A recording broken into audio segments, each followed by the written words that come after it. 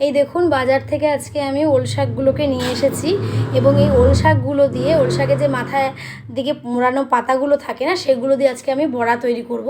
দেখুন আমি ওল শাকের মাথার পাতাগুলোকে ভালো করে কেটে ধুয়ে নিয়েছি এবং ওইগুলোকে কুচিয়ে নেব।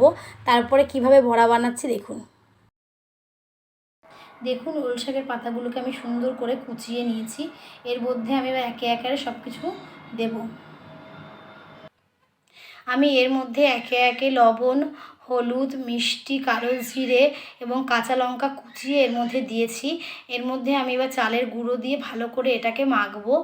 আর আপনারা চাইলে নারকেল কোড়া দিতে পারেন, আমার কাছে নারকেল কোড়া আপাতত ছিল না বলে আমি এগুলো দিয়েই করছি। দেখুন আমার মাখাটা রেডি হয়ে গেছে।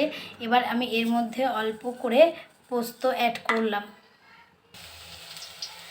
কড়াইতে তেল গরম করে আমি আমার ওই ওলের পাতা মাখাটাকে একটু চ্যাপটা চ্যাপটা করে হাতের সাহায্যে দেখুন আমি তেলের মধ্যে দিয়ে দিয়েছি।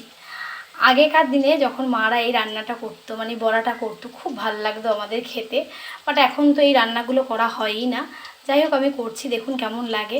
আচ্ছা বলে দিই আপনাদের যে আপনাদের যদি আমার এই রেসিপিটি ভালো লাগে বড়ার, অবশ্যই আমার চ্যানেলটিকে সাবস্ক্রাইব করবেন, লাইক করবেন, কমেন্ট করতে কিন্তু ভুলবেন না।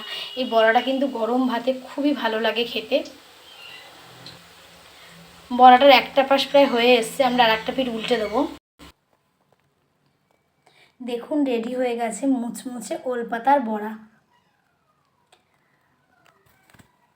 দেখতে বেশ ভালোই লাগছে। আপনাদের যদি ভালো লাগে অবশ্যই আমার চ্যানেলটিকে সাবস্ক্রাইব করবেন।